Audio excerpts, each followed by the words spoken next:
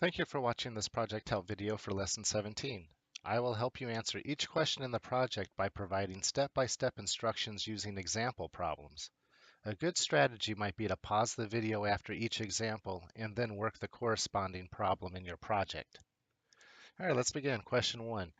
Given the sequence below, determine if there is a common ratio or a common difference. Then determine if the sequence is arithmetic or geometric. All right, so I like the second part of the question, determine if it's arithmetic or geometric, because in order to determine that, you have to determine if it has a common ratio or a common difference.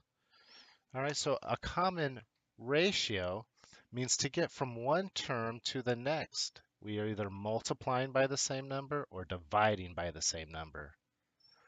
Whereas common difference, just like the word difference implies subtraction, right? A common difference is when you add or subtract by the same number to get from one term to the next. All right, so we're looking at this sequence here, and we're trying to ask ourselves, to get from one term to the next, what do I have to do? How do I get from this 81 to the 27? What's the pattern? All right, so it doesn't look like I'm subtracting by a same number each time. Look, to get from 27 to 9, that would be a difference of 18, but to get from 9 to 3 is only a difference of 6, and here's only a difference of 2. So they're not the same difference every time. We're not subtracting the same number each time. So then when I see that that's not the pattern, then I ask myself, is there something I can multiply or divide to get from one term to the next? And in this case, it turns out that we are dividing by, in this case, 3. 81 divided by 3 is equal to 27. 27 divided by 3 is 9. 9 divided by 3 is 3. 3 divided by 3 is 1, and so forth.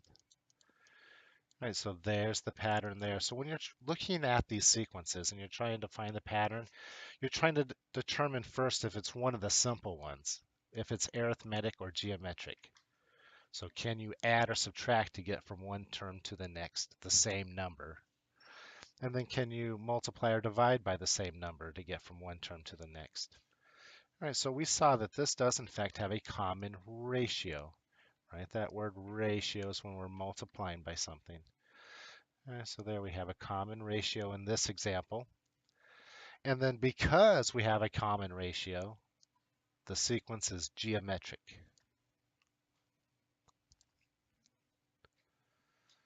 Okay, so the next question, what is the explicit formula that represents the sequence? All right, so in order to write an explicit formula, we start out with either the explicit formula for an arithmetic sequence or a geometric. In this case, we determined from question 1 that this was geometric. And so the explicit formula for a geometric sequence is a sub n. So remember, this is kind of like our function notation, except for now with sequences. So it's like saying that the value of the nth term when I write a sub n, right? The value of any term is equal to, in this case, the value of the first term. That's what a sub 1 means, the value of the first term, multiplied by the common ratio raised to the n minus 1. All right, so again, remember, this is just like naming it, right? This is like our f of x. This is saying the value of the term, or to get any term we want, I have to take the value of the first term. In this case, the very first term, we can see it right here on our list. It's 81. We multiply that by our common ratio. Well, from question 1, we discussed that the common ratio, in this case, we were dividing by 3. But we don't write this as what we're dividing by. I rewrite it as what we're multiplying by. So notice how we're decreasing here. We're dividing. Well, dividing by 3 is the same as multiplying by 1/3. Right? Just like dividing by 2 is the same as multiplying by 1/2. So if I took 81 and multiplied it by 1/3, you can see from this example here that it is in fact the same thing as 81 over 3, which does mean 81 divided by 3. In this case, you would get our 27. That's how we're getting to our next term, right? We're dividing by 3, which is the same as multiplying by 1/3. So that's what we write for our r here. It's always what we're multiplying by. So short and simple, if you're actually dividing by something to get from one term to another, you're writing a fraction there. All right, and then this n minus 1 is always part of our formula. The n, right, is standing for the term number itself. All right, so remember we're talking about functions. We have the domain and the range, the input and the output. The input into our function is the term number, and the output is the value of these numbers here in the sequence itself. So I could make a quick little table here if we wanted to and think about it as x and y. All right, except for instead of x and y, we're going to be using n and a sub n. So over here, the x value is our term number. It is n. And the y value, what we typically call y, is our value in the sequence, which we're denoting as a sub n. So they all mean the same thing. So the value of our, in this case, our term numbers, well, we have to have a starting spot. There's the first term, 81. The 22nd would be called the second term. So they're just a list of natural numbers here. 1, 2, 3, right? We have a fourth term. We have a fifth term. In fact, these dots mean they go on forever and ever. And then here's actually the values of the numbers in the sequence. The first term is 81. The second term is 27. Third term is 9. The fourth term is 3. So we wrote out the explicit formula here. And what this is good for is finding the value of any number in the list. So if I wanted to find out what the 10th number in the list was, that would be when x, or in this case n, right, what we're calling n, the term number is 10. So I could plug in a 10 into this equation, work this out, and then I would have the actual value of that term, which I think we're going to do later. Okay, so now let's talk about the domain of the function. Well, in fact, we just did that. I just did that from the previous slide, right? These numbers in the list here are not the domain. They are the range. They are the output, right? The input, or the domain, is the term number. So this is the first term. This is the second. This is the third. This is the fourth. This is the fifth. Remember, that's our n. All right, so now think about it. Ask yourself, when we're talking about the domain of a function, remember what I asked in a previous lesson, ask yourself, can the domain be negative? Are negative values, do they make sense? Well, no. We always have a number that's first, and it's called the first term. So the n, the domain, the input there is 1. So having negative numbers makes no sense. How do we have a negative third term? Right? It makes no sense. All right, so do we have a 0 term?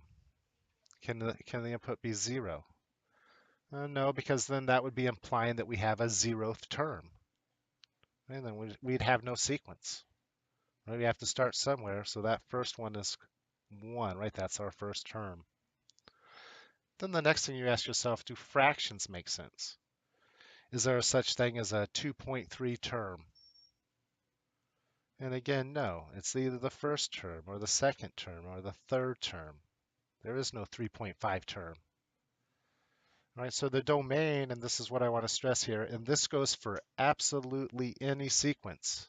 Doesn't matter if it's arithmetic, geometric, or neither.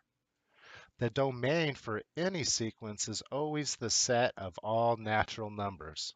1, 2, 3, 4, 5.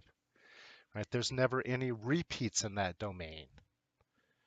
Right? So all sequences are in fact functions. Right? Because there's never any repeats in the domain, because it is simply the set of all natural numbers.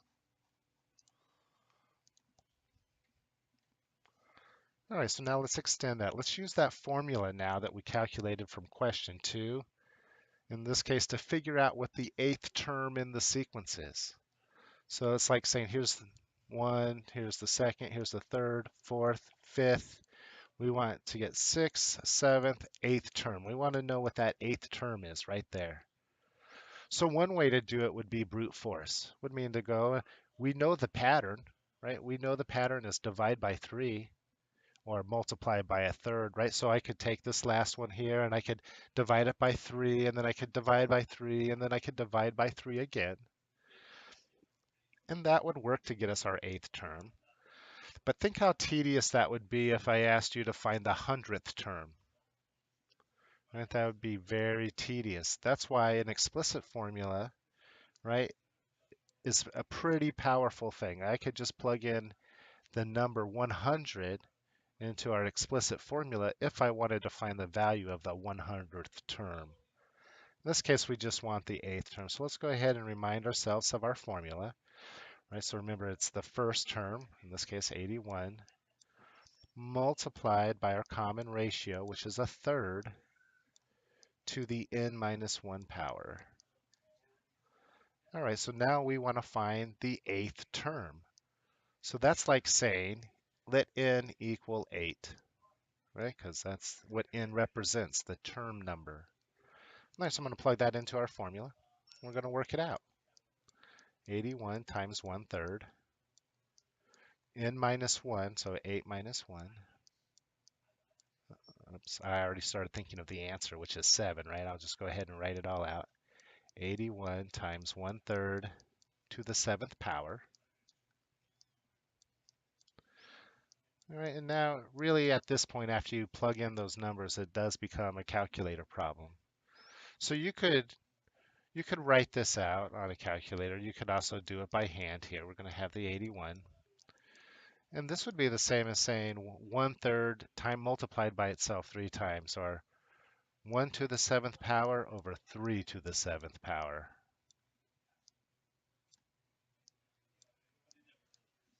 So we can go ahead and simplify that. This is still 81 being multiplied by 1 over 3 to the 7th. All right, so I'm going to go ahead. If you're not, I don't have that one memorized, right, in my head. So I pull out a calculator and go, oh, 3 raised to the 7th power turns out to be 2,187.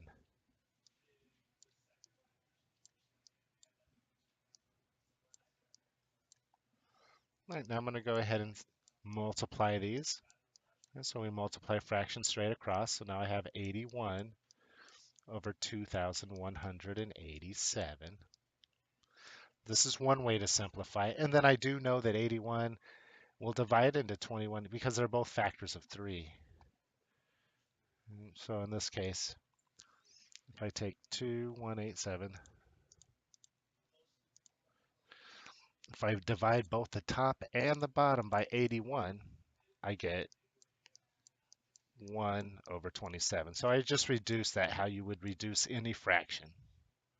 There's another way for some of you that remember your rules from Algebra 1A, right, the very first lesson. I could have wrote 81. 81 is in fact also a power of 3. It is 3 to the 4th power. So you could have rewrote this if you're real clever here as 3 to the 4th power. That would be the 81. And on the bottom here, we'd have 3 to the 7th power. And then now using our exponent rules, right, we would subtract the exponents. So 4 minus 7 is negative 3. 3 to the negative 3 means 1 over 3 to the positive 3. And that would be the same as 1 over 27.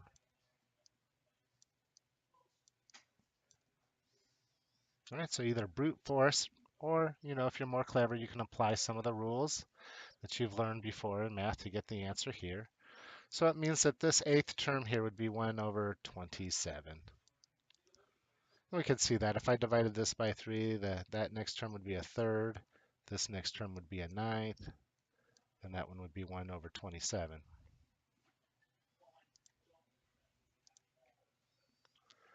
All right, so explain how to get from one term to the next, then define a recursive formula.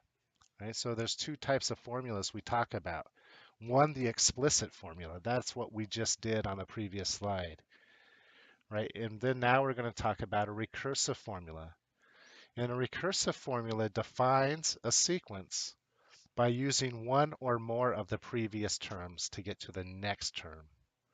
So really it is kind of explaining it the more that how you would explain it in English to somebody, how to get from one term to the next. So remember our sequence, right? We were dividing by 3 to get from one term to the next. Remember, we started at 81, then we kept dividing by 3. So we had 27, 9. I'm going to stop there. It keeps going forever. So in this question, when it says explain how to get from one term to the next, I would simply write out to get from one term to the next, you divide by 3. That's it. That's the pattern. Now let's define the recursive formula. So it's kind of like the explicit. To get any term you want, that's how I read a sub n. I start, well, first I have to define where I start from. So let me back up a little bit. I have to tell you where I start from, the first term. The first term is 81, and then we keep dividing by 3. Right? So when we define a recursive formula, we say, okay, the first term is this, 81, and then this is how I write divide by 3, or multiply by a third. So remember, we're dividing by 3 or multiplying by third to get from one term to the next. So let me explain what I wrote here. This means to get to the next term, right? A sub n minus 1 would be the previous term. So to get to the next term, take the current term and divide it by 3. Or you can think about it, right? To get to any term you want, take the term that came before that, take the previous term and divide it by 3. And this is how we would write a recursive formula. If you need more help doing this or the notation, make sure to watch my asynchronous video.